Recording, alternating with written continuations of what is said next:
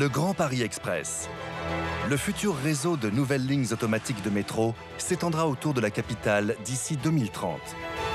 Il rapprochera les banlieues et allégera le trafic actuel avec ses 200 km de voies, ses 4 nouvelles lignes pour 2 millions de voyageurs chaque jour. Un projet urbain unique en Europe. On est dans le méga projet, assurément, dans le projet qui est le projet d'au moins une génération, voire d'un siècle. Un chantier du futur dont le moindre recoin est surveillé depuis l'espace. Au niveau mondial, c'est le seul projet où il y ait une couverture systématique satellite. Un projet pharaonique qui se déploie sur près de 300 chantiers dans toute la région avec des opérations exceptionnelles. Destruction de bâtiments, déplacement de dalles de 3000 tonnes, percement de puits gigantesques et le lancement de 20 machines ultra perfectionnées pour creuser les 170 km de voies souterraines. Nous, on a utilisé la technique la plus moderne du moment pour réaliser le tunnel, c'est le tunnelier. Pour tenir les délais, les hommes vont devoir repousser les limites de l'ingénierie et accroître leur performance. Ce sont des machines extrêmement puissantes, ce qui correspond à environ 6 moteurs de TGV. Mais aussi trouver des solutions pour construire au plus vite les pièces en béton armé qui vont constituer les parois des tunnels.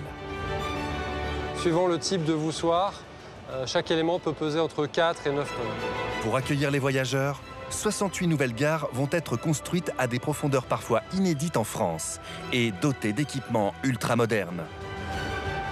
11 ascenseurs qui font près de plus de 2000 kg, c'est-à-dire que chaque ascenseur est capable de recevoir autour de 25-26 personnes. Aux côtés des ingénieurs ou architectes de ce chantier de tous les records, vous allez découvrir les secrets de fabrication de ce métro du futur. Les travaux de cette mégastructure hors norme devraient durer de 6 à 12 ans. Un pari titanesque, le chantier du siècle.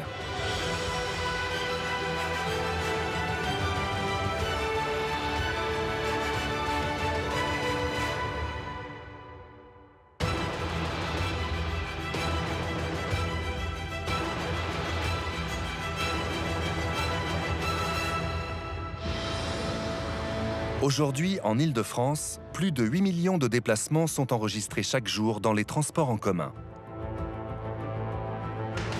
La construction d'un réseau de métro et RER était l'une des plus impressionnantes épopées ferroviaires du XXe siècle en France. Pourtant, ce réseau aujourd'hui saturé est devenu insuffisant. Le chantier du Grand Paris Express s'annonce comme le plus gros défi du XXIe siècle pour la région, avec la création de 200 km de lignes automatiques, soit autant que le métro actuel à l'horizon 2030. Les nouvelles lignes 15, 16, 17 et 18 seront connectées avec les lignes du métro parisien et les 5 lignes de RER existantes. Elles s'étendront dans un rayon de 30 km autour de la capitale. C'est vraiment une dimension très importante dans le Grand Paris Express, c'est que c'est un réseau qui est interconnecté avec le réseau existant. Sur nos 68 gares, plus des 3/4 sont en correspondance avec le réseau existant, avec le métro ou avec le Transilien, le RER. Au fil des années, de nouveaux pôles d'activité sont apparus autour de Paris, comme le quartier d'affaires de la Défense, les pôles industriels d'Aulnay ou de Villepinte, le centre scientifique du plateau de Saclay, divers pôles économiques et bien sûr les aéroports d'Orly et de Roissy. Ces différents lieux, très attractifs, ont besoin d'être mieux reliés entre eux pour pouvoir se développer sans engorger la capitale. Aujourd'hui, quand on veut aller d'un pôle à un autre, on est obligé de passer par Paris. Et donc ça veut dire qu'il y a une concentration dans le centre de la capitale en termes de transport qui est très forte. Demain, il sera possible d'aller de Saclay à Orly, d'aller de Roissy à Noisy-le-Champ sans passer par le centre de la capitale et dans des conditions de confort assez extraordinaires. Aujourd'hui, par exemple, il faut 1 heure pour se rendre d'Orly au pôle de recherche de Saclay en empruntant un bus, un métro et un RER. Avec la ligne 18 du Grand Paris Express, le trajet sera de 18 minutes, soit 3 fois moins long et sans correspondance. Un gain de temps rendu possible grâce à la création de ces nouvelles lignes circulaires.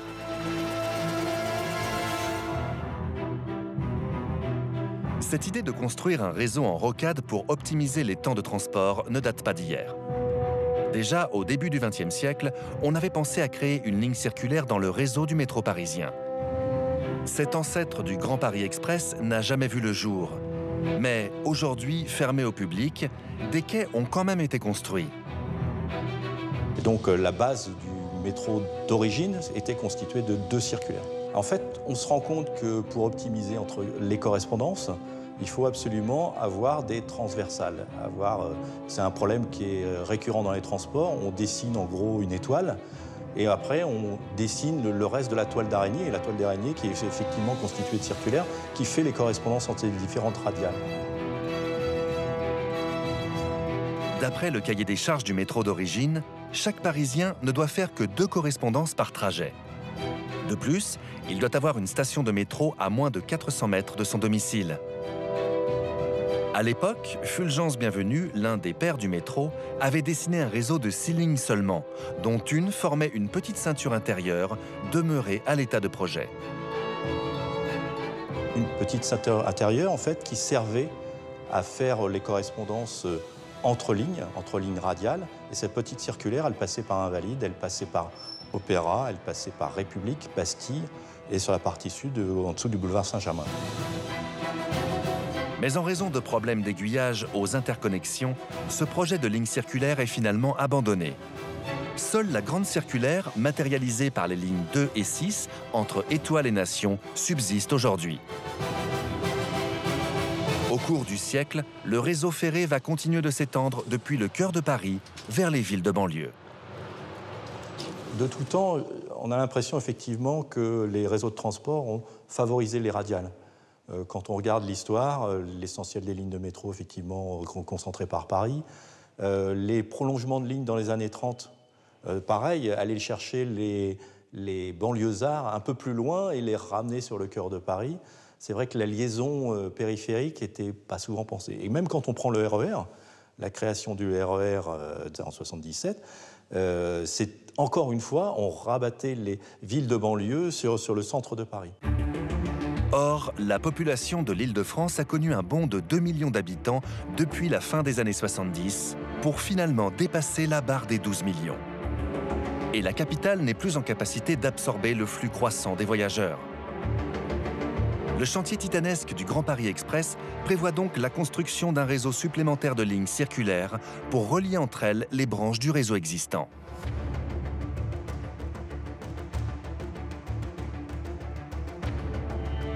Afin de préparer les travaux des futures gares, la Société du Grand Paris a dû procéder à des achats de terrain et à des démolitions spectaculaires, comme celle de la tour Ultrio. Une tour de 13 étages située près de la nouvelle gare de Clichy-Montfermeil. Sur le site d'Arcueil-Cachan, le chantier titanesque de la gare du Grand Paris Express a déjà commencé. L'enjeu, son interconnexion avec le RER-B. Pourquoi c'est important les interconnexions? Parce qu'en fait, c'est un autre mot pour dire correspondance. Et tout l'intérêt de cette nouvelle ligne qui va être construite, de ce nouveau réseau, tout l'intérêt pour les voyageurs, c'est de pouvoir faire des nouveaux itinéraires et passer facilement du réseau RATP actuel, par exemple le RER-B, et passer facilement sur la ligne 15. D'où l'intérêt de faire une connexion entre les 2 réseaux bien réussie au plus proche. La future ligne 15 Sud reliera les stations Pont-de-Sèvres et Noisy-Champs sur 33 km. Comme 80% des nouvelles gares, 16 de ces stations seront en interconnexion avec d'autres lignes pour faciliter les transports de banlieue à banlieue, à l'image de la gare d'Arcueil-Cachan.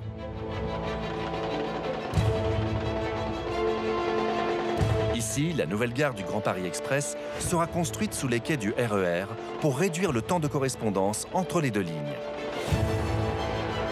Pour réussir cet exploit, il faut remplacer une partie des quais du RER actuel et en construire 2 nouveaux à côté qu'il faudra ensuite faire glisser et raccorder. Sur une immense charpente métallique, on a construit un tablier qui mesure 40 mètres de long par 20 mètres de large, qui pèse 3000 tonnes, donc un tiers du poids de la Tour Eiffel complète, avec ses restaurants et ses ascenseurs. Et ce pont, on va le déplacer à l'aide de câbles et de vérins sur 26 mètres pendant 6 heures durant cette coupure d'exploitation. Ce véritable défi technique doit être réalisé en un temps record, puisque le trafic du RER-B ne peut être interrompu que 5 jours, pas un de plus.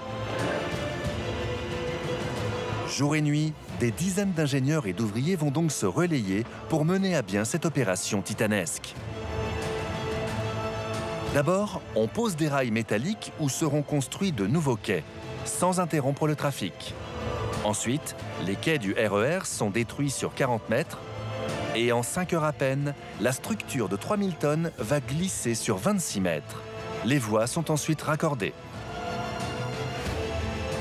Pour réussir ce raccordement, la structure doit être calée au millimètre. Il aura fallu 18 mois de préparation en tout et le déplacement d'un marché couvert pour préparer cette opération pharaonique. La nouvelle gare sera quant à elle construite à ciel ouvert sur un terrain dégagé, prêt à être creusé. Une gare du Grand Paris, ça fait environ 110 mètres de long, 30 mètres de large. Celle-là, elle est à 26 mètres de profondeur, donc ça fait un grand rectangle qu'on réalise à ciel ouvert. Et là où nous nous trouvons aujourd'hui, là exactement, on fera partir un des 10 tunneliers de la ligne 15 Sud. Placée à cet endroit, la nouvelle gare sera plus proche des voies du RER. Et bien qu'enfouie à 26 mètres de profondeur, le temps de correspondance entre la ligne 15 et celle du RER-B sera de 4 minutes seulement. Très clairement, dans la conception de nos gares et de nos correspondances, chaque minute compte. 2 minutes de temps de correspondance supplémentaire, ça peut diminuer l'attractivité d'une ligne de 10 à 20% en flux voyageurs. Donc c'est extrêmement important. Tout a été minutieusement étudié. On le comprend quand on mesure l'enjeu du Grand Paris Express. Ce projet qui double le réseau du métro actuel transportera 2 millions de voyageurs chaque jour pour un coût total de 35 milliards d'euros. C'est aujourd'hui le chantier européen en matière de transport, en tous les cas, qui est le plus important sans conteste. Et sur le monde, en tous les cas, sur une concentration urbaine aussi importante, sur un espace relativement réduit, somme toute, je ne connais pas d'équivalent. On est dans le méga-projet, assurément, dans le projet qui est le projet d'au moins une génération, voire d'un siècle. Cette mégastructure circulaire qu'est le Grand Paris Express n'est pourtant pas une première dans l'histoire du rail francilien. Dès la fin du XIXe siècle, 2 rocades ont été aménagées autour de Paris, la Grande et la Petite Ceinture. Fermées définitivement en 1993, les anciennes voies de la Petite Ceinture couraient sur 32 km. Son tracé est toujours visible aujourd'hui. La Petite Ceinture, en fait, elle est vraiment au cœur de la ville. Là, on est tout près des boulevards des Maréchaux, près de la place Ballard. On voit ce bloc d'immeubles. Là, c'est vraiment l'urbanisme pur et dur, près d'une voie ferrée. Construite entre 1852 et 1869, la Petite Ceinture était une ligne de chemin de fer qui faisait le tour de Paris en longeant les boulevards extérieurs. Son train à vapeur transportait des marchandises et des voyageurs. Il desservait 29 gares.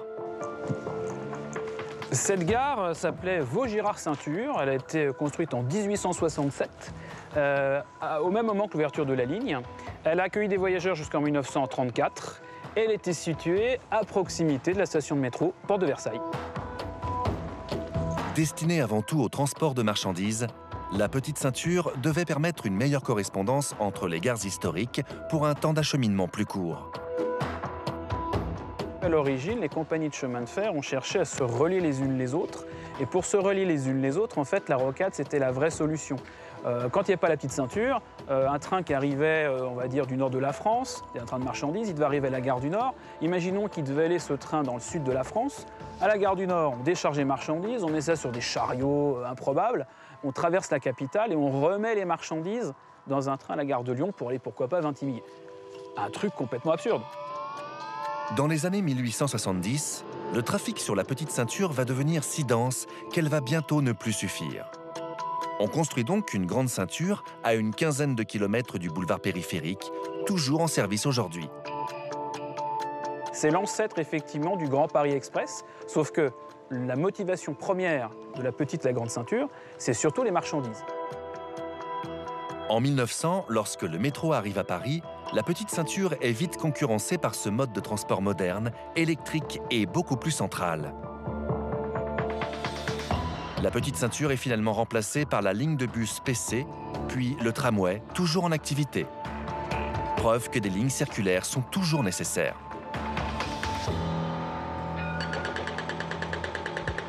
Aujourd'hui, les concepteurs du Grand Paris Express cherchent, comme leurs prédécesseurs, à raccorder les lignes principales qui rayonnent de la capitale, mais avec des moyens à la pointe de la technologie.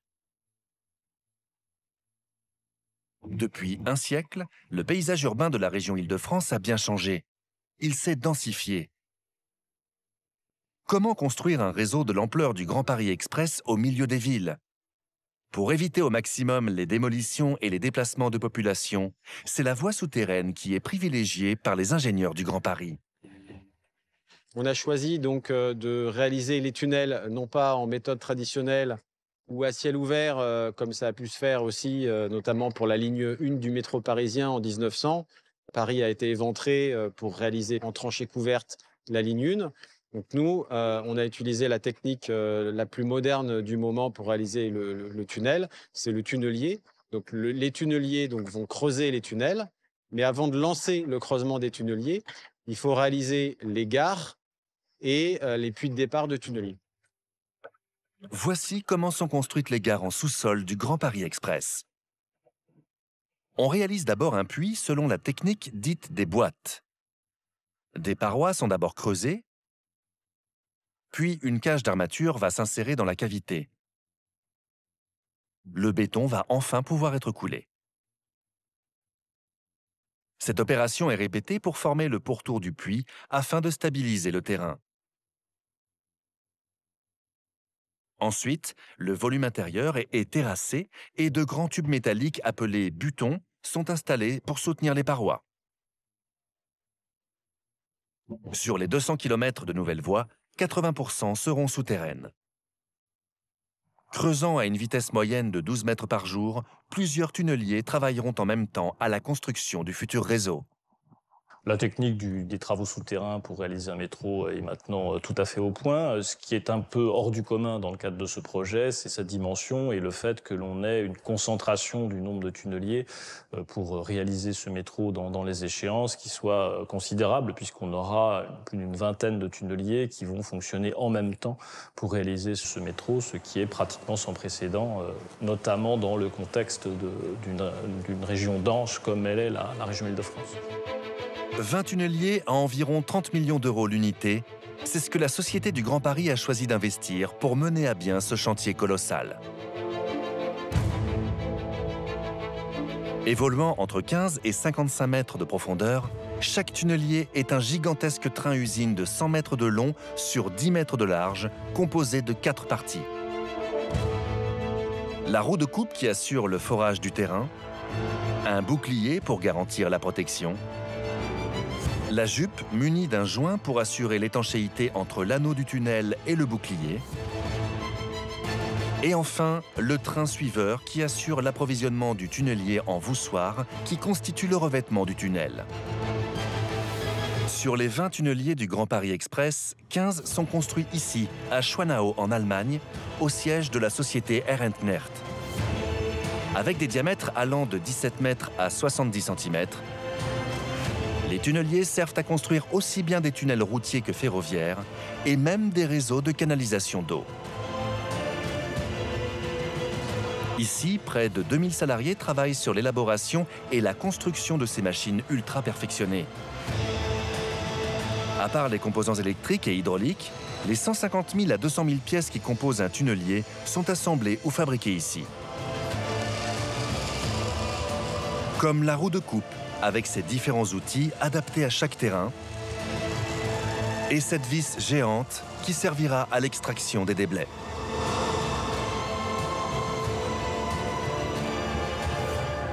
On ne fournit pas de machines non assemblées en usine, donc on les monte toutes entièrement en usine pour vraiment valider un maximum d'essais et avoir un minimum de mauvaises surprises sur chantier. Des mauvaises surprises qui pourraient s'avérer catastrophiques, étant donné la puissance de ces engins. Sur une machine type du Grand Paris, donc ce sont des machines extrêmement puissantes, de l'ordre de 6 à 7 MW, ce qui correspond à environ 6 moteurs de TGV. Et donc sur ces 6 ou 7 MW, on en a plus de la moitié qui sont dédiés à la partie abattage du terrain. Les roues de coupe du tunnelier font autour de 10 mètres de diamètre. Elles abattent le terrain tout en continuant à mélanger ce qu'elles ont déjà arraché au sol. Le volume de terre à malaxer est donc considérable. C'est pourquoi elles tournent relativement lentement, entre 1 à 2 tours par minute. Car pour réussir cette entreprise, la roue de coupe a besoin que les moteurs développent davantage de force que de vitesse. En fonction du type de terrain et du diamètre de tunnel souhaité, chaque tunnelier est réalisé sur mesure pour chaque projet. Chaque tunnelier est un petit peu différent, même si on le regarde de très loin. Il y a souvent une roue de coupe devant et puis un train suiveur derrière, mais chacun a sa spécificité. Donc ils sont tous quelque part un petit peu des prototypes liés à la géologie du projet. Donc le projet du Grand Paris étant très vaste autour de Paris, bien sûr, on retrouve les grandes couches géologiques connues sur Paris, mais toutes les machines ne doivent pas traverser les mêmes couches de géologie. Pour le Grand Paris Express, les roues de coupe fabriquées ici vont devoir forer dans des types de sols différents. Il faut donc adapter les outils de forage de la roue au terrain qu'elle traverse. De plus, selon la profondeur à laquelle vont devoir creuser les tunneliers, le matériel sera exposé à une pression plus ou moins importante. Dans le cas du Grand Paris Express, les tunneliers évolueront entre 30 et 50 mètres de profondeur, ce qui correspond à des pressions de 3 à 5 bars. Pour calculer la pression que doit pouvoir subir un tunnelier, on applique une règle simple. Un bar correspond à 10 mètres d'eau. Comme les tunnels sont creusés entre 30 et 50 mètres de profondeur, cela équivaut à une pression totale maximale de 5 bars, soit 50 tonnes au mètre carré.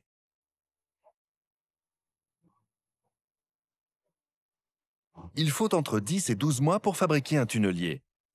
Une fois achevé, son transport en pièces détachées forme un convoi de 100 camions depuis l'Allemagne. Les éléments arrivent durant les 6 mois qui précèdent le début du creusement et sont assemblés au fur et à mesure au fond du puits, avant le démarrage du tunnelier.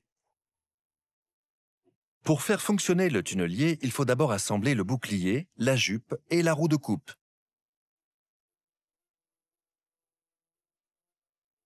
La machine est ensuite glissée dans une cloche.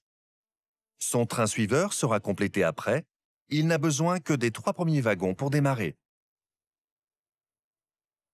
Le premier tunnelier du Grand Paris Express a démarré sur le site de Champigny-sur-Marne pour creuser une partie de la ligne 15 Sud. Régulièrement, chaque élément de ce train-usine ultra perfectionné est minutieusement inspecté et vérifié. Pour cela, il faut descendre dans le puits à 20 mètres de profondeur et parcourir la distance déjà creusée jusqu'à la tête du tunnelier.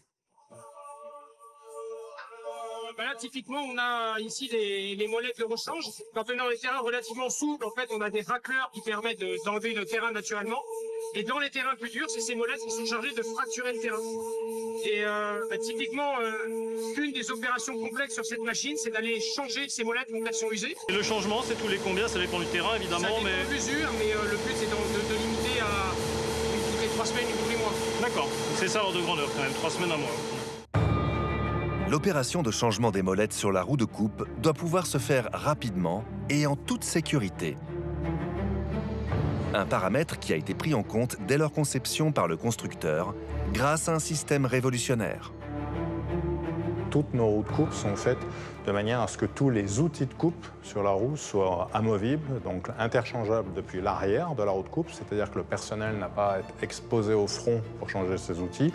Et donc nos machines sont toutes équipées de sas d'intervention pour le personnel pour permettre de passer de la zone, on va dire, non confinée dans le bouclier à la zone confinée dans la chambre d'abattage pour accéder à ces outils.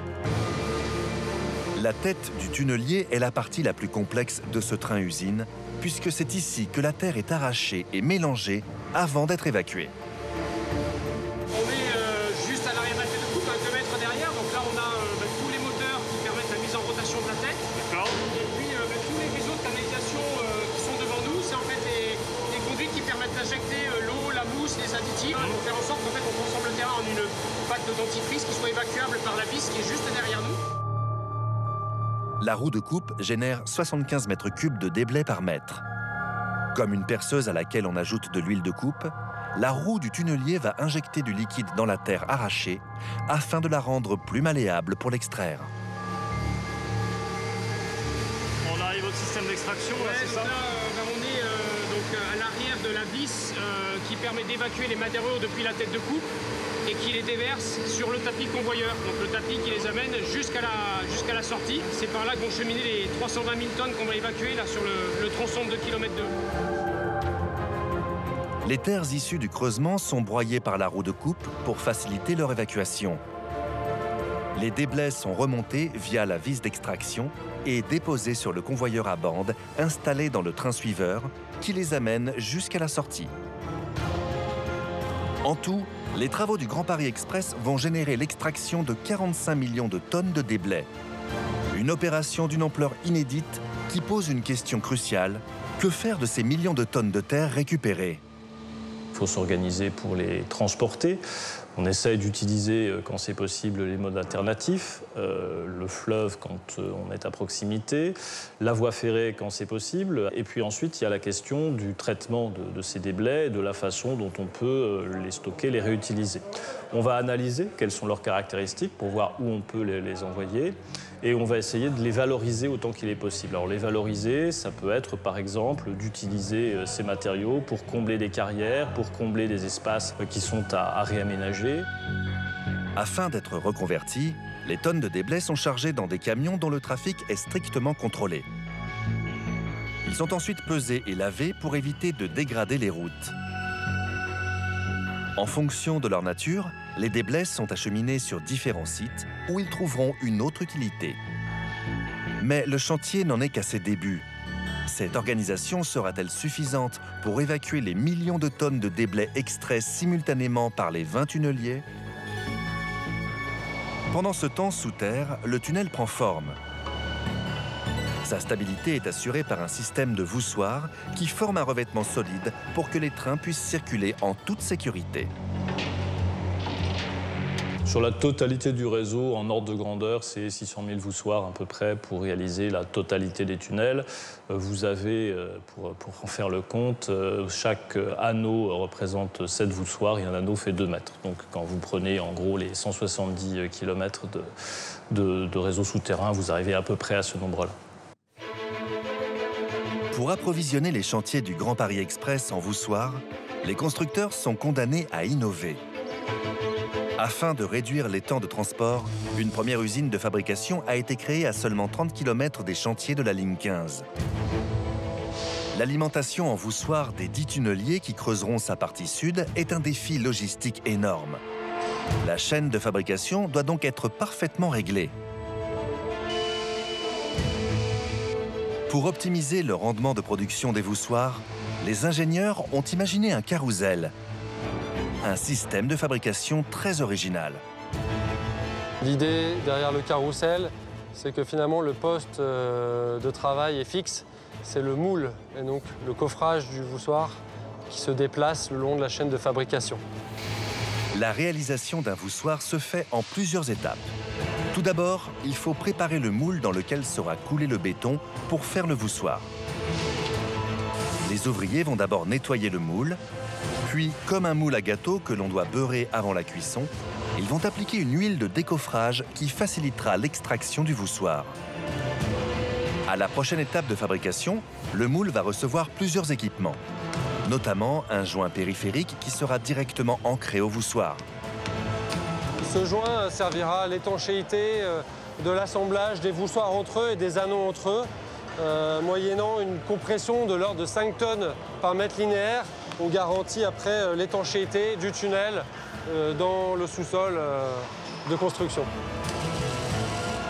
Parmi les équipements placés à l'intérieur du moule, des cages d'armature sont assemblées et soudées sur place.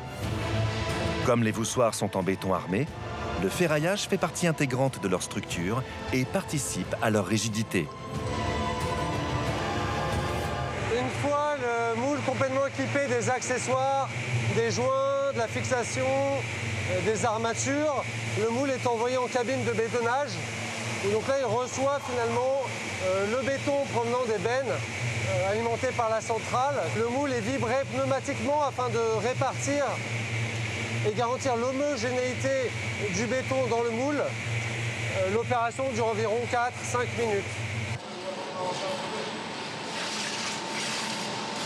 Plusieurs types de moules différents sont utilisés en fonction de l'ordre de positionnement du voussoir dans l'anneau.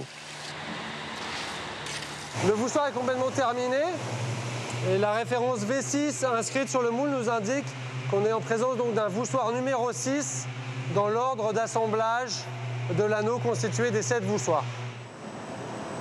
Une fois sorti de la ligne de travail, le voussoir entre dans une étuve chauffée à 50 degrés.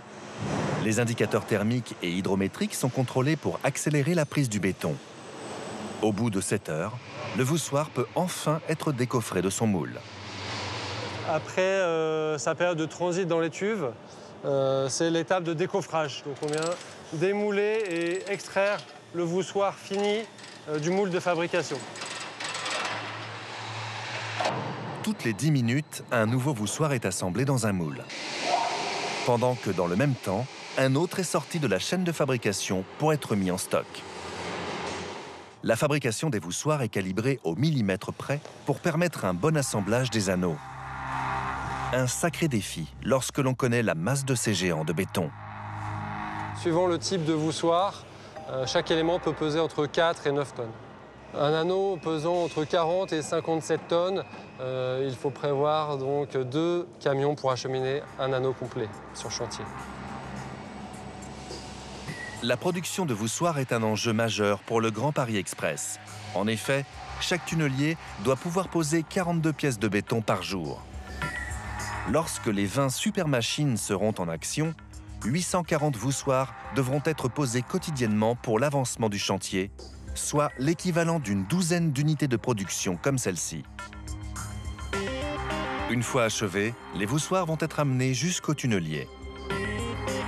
À l'intérieur, ils sont acheminés jusqu'à l'avant du tunnel. Ils sont saisis et déplacés par un bras à commande hydraulique appelé érecteur, muni de ventouses à vide. Les voussoirs sont ensuite posés en alternance d'un côté puis de l'autre jusqu'à former un anneau. Le 7e voussoir est le plus petit. Avec ses flancs biaisés, il permet le serrage de l'anneau comme une clé de voûte. Cette technique de pose garantit un soutènement permanent du tunnel. Mais une difficulté supplémentaire attend les tunneliers du Grand Paris Express.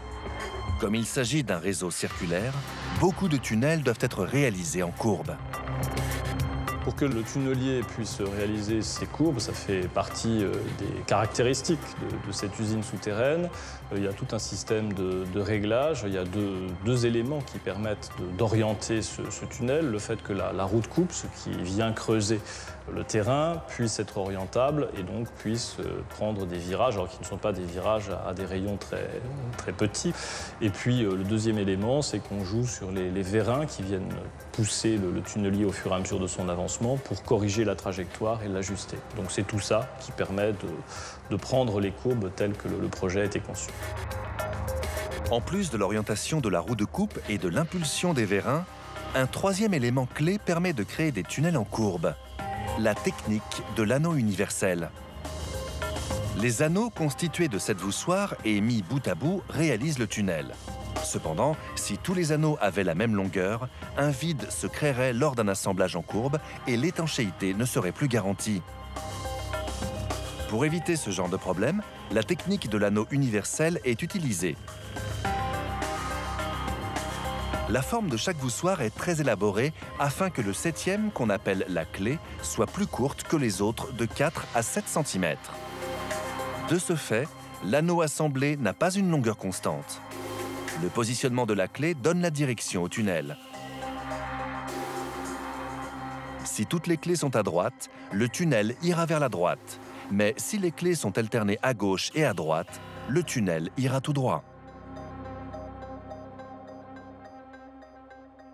À l'intérieur du train-usine, un poste de pilotage permet de contrôler l'orientation du tunnel.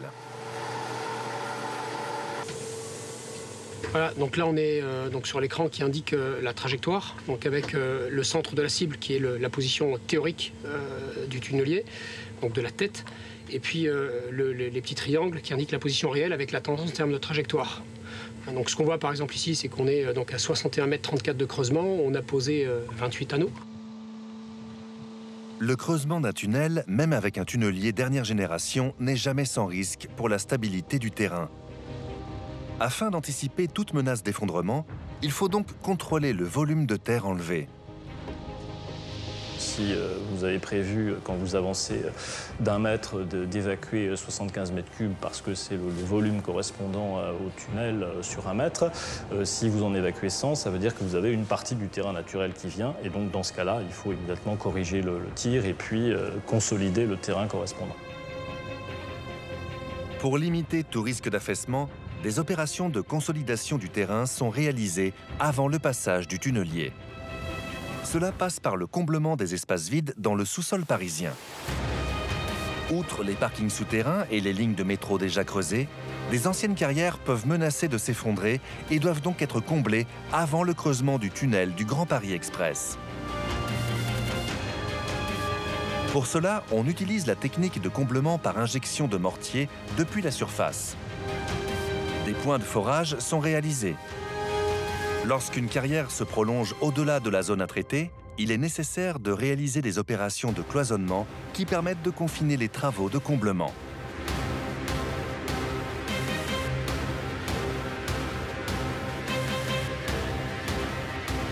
Ensuite, du mortier liquide est déversé par des tubes en PVC jusqu'à remplir la carrière. C'est l'injection gravitaire. Après séchage, une dernière injection est nécessaire pour combler les vides résiduels.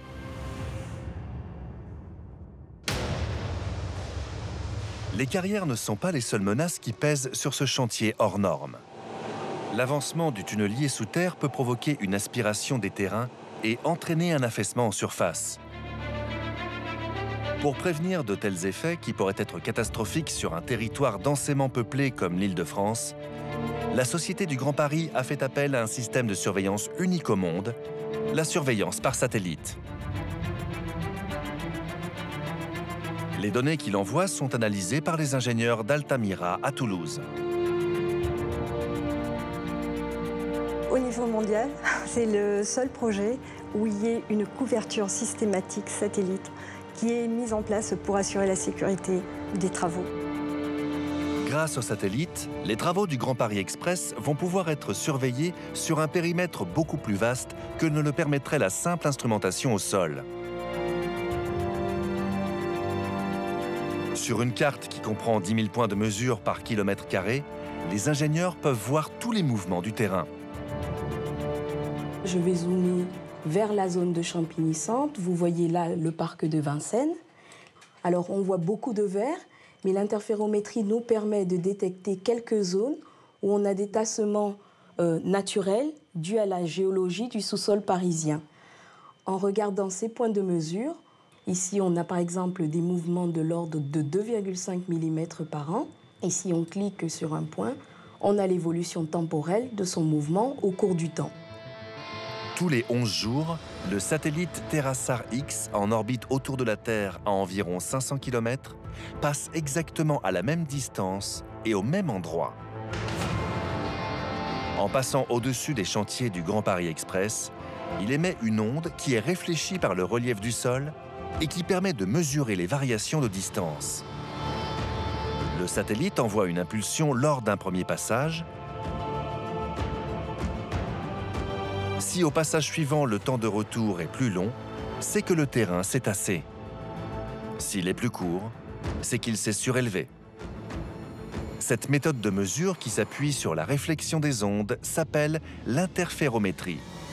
L'interférométrie radar nous permet d'avoir une très grande densité de points de mesure et on pourra regarder le long du tracé du Grand Paris s'il y a des mouvements qui pourraient être induits à l'avancée du tunnelier au fur et à mesure des mises à jour qui viendront. En balayant une zone de 500 mètres de part et d'autre du tracé, cette technique à la pointe de la technologie offre de nombreux avantages. La solution d'interférométrie est nouvelle parce qu'elle permet d'avoir une vue d'ensemble, une échelle macro qui n'était jusqu'alors pas du tout envisageable. On a des images satellites qui couvrent des surfaces de 30 km par 50 km. Du coup, on a la quasi-totalité du projet des 200 km qui sont couverts par une seule image satellite qui va être répétée au fur et à mesure des programmations. Programmé jusqu'à la fin des travaux en 2030, le satellite va pouvoir continuer de surveiller le tracé de la ligne 15 Sud une fois achevé en 2024.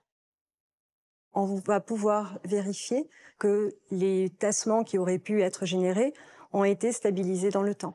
On pourra contrôler sur des linéaires extrêmement importants les travaux de plusieurs tunneliers à la fois. Cette vision globale, il n'y a que le satellite qui peut réellement la fournir. Surveillé depuis le ciel, le chantier du Grand Paris Express fait appel aux technologies les plus en pointe dans tous les domaines. Parmi les grandes innovations utilisées pour la première fois, la conception des 68 gares a fait l'objet d'études poussées pour garantir aux usagers une meilleure expérience de voyage. Un élément important, c'est la fluidité du parcours, le côté intuitif du parcours. L'autre élément important, c'est essayer autant qu'il est possible de faire descendre la lumière naturelle. On a des gares qui sont souvent des gares profondes, les plus profondes descendent à plus de 50 mètres. Ne pas avoir l'impression qu'on rentre dans un souterrain peu accueillant, mais avoir quelque chose qui soit la continuité de la surface, un parcours naturel entre la surface et le quai, était un élément important dans la conception de la gare que nous avons demandé à l'ensemble de nos architectes de respecter. À quoi vont ressembler les nouvelles gares du Grand Paris Express ? Les architectes ont finalement renoncé à la création d'un modèle de gare unique et déclinable, avec une même forme, une même couleur ou un même design. Toutes les gares seront donc différentes et leurs constructions seront confiées à des architectes distincts. Pourtant, il existe un cahier des charges à respecter, élaboré par l'architecte Jacques Ferrier. Lauréat d'un concours international, Jacques Ferrier a développé le concept de gare sensuelle pour le Grand Paris Express. Une notion avant-gardiste et inédite qu'il a fallu traduire en directive afin de créer 68 gares d'un genre nouveau. Je prends un exemple sur lequel on a beaucoup travaillé, celui du son. Et on a proposé d'accorder les sons préexistants dans les gares. Et ils sont nombreux, c'est-à-dire qu'il y a le bip de la machine qui vous vend les tickets, le tourniquet de contrôle, le bip des ascenseurs, la sonorisation du train qui arrive, les messages qui sont diffusés dans la gare. Et donc, en fait, tout cela, nous avons recommandé que cela soit coordonné par un musicien, un compositeur, et que chaque fabricant d'appareils remplisse un cahier des charges sonore. Ce qui est très facile, parce que l'ascenseur, il vient avec un son, mais il pourrait très bien venir avec un son qui soit harmonisé avec le son de l'équipement d'à côté. Et en fait, c'est créer une sorte de signature sonore, d'atmosphère, d'ambiance sonore qui soit dans les gares. Ce concept de gare sensuelle propose donc d'offrir aux voyageurs une véritable expérience sensorielle. En travaillant sur le bruit ou la lumière, les architectes privilégient la création d'une atmosphère commune plutôt que d'une identité visuelle claire et uniforme. Si l'aménagement des nouvelles gares est aussi soigné, c'est parce qu'elles sont le premier point de contact avec les Franciliens. Mais la partie visible de ces gares cache le reste d'un incroyable iceberg. Un immense chantier souterrain, 10 fois plus important en termes de coûts, de structure et d'ingénierie. Cyril Trétout est l'architecte de l'une des gares du Grand Paris Express, et pas n'importe laquelle. La gare de Saint-Maur-Créteil. Interconnectée avec le RER A, elle drainera 45 000 voyageurs par jour sur un rayon d'1 kilomètre. Elle aura surtout la particularité d'être la plus profonde de France. Les gares se situent généralement entre une dizaine, quinzaine de mètres et entre 20 et 30 mètres. Et la gare de Saint-Maur, en fait, elle n'a pas pu être réalisée telle que prévue autour des 20-25 mètres parce que c'est un peu le langage qu'on m'avait dit à l'époque, Monsieur Trétout, vous ne pourrez pas faire votre gare à 25 mètres de profondeur, vous êtes dans du yaourt. Qu'est-ce que c'est? Oui, des argiles, plastiques, c'est mou et tout. On doit s'ancrer plus profondément pour réussir à faire que l'ouvrage puisse être stabilisé.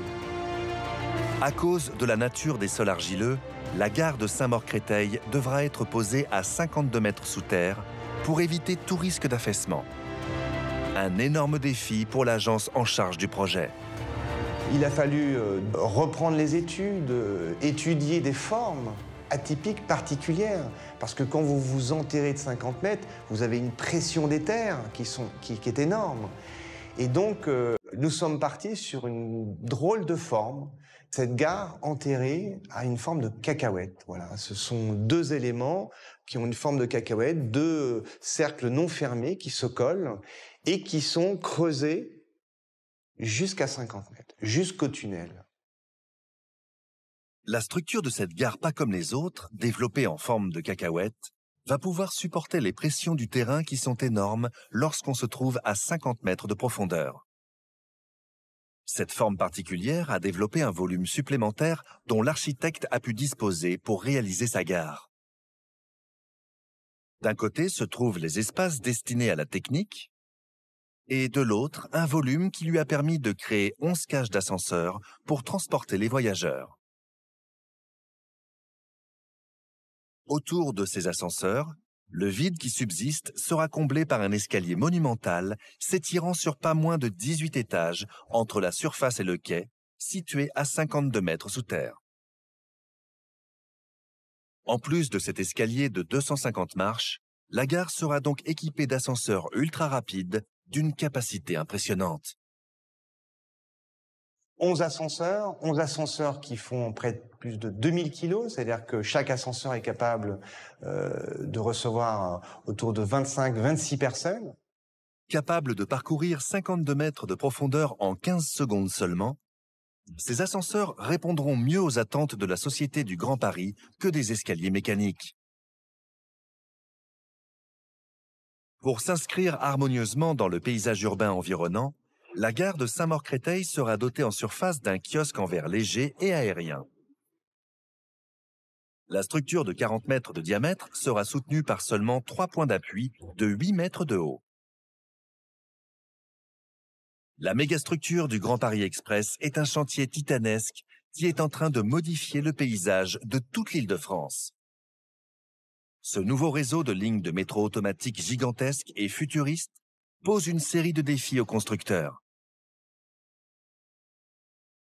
Avec des techniques de creusement révolutionnaires, comme les puissants tunneliers, l'implantation d'une ligne de préfabrication de voussoirs au plus près du chantier, ou encore le déplacement de structures colossales pour adapter les voies existantes, les hommes doivent faire preuve d'audace et d'invention pour mener à bien un tel projet. Jusqu'où iront-ils? Plus qu'un challenge exceptionnel, le chantier du Grand Paris Express annonce une série de bouleversements profonds dans l'usage des transports en Île-de-France et s'apprête à changer durablement le paysage de la région.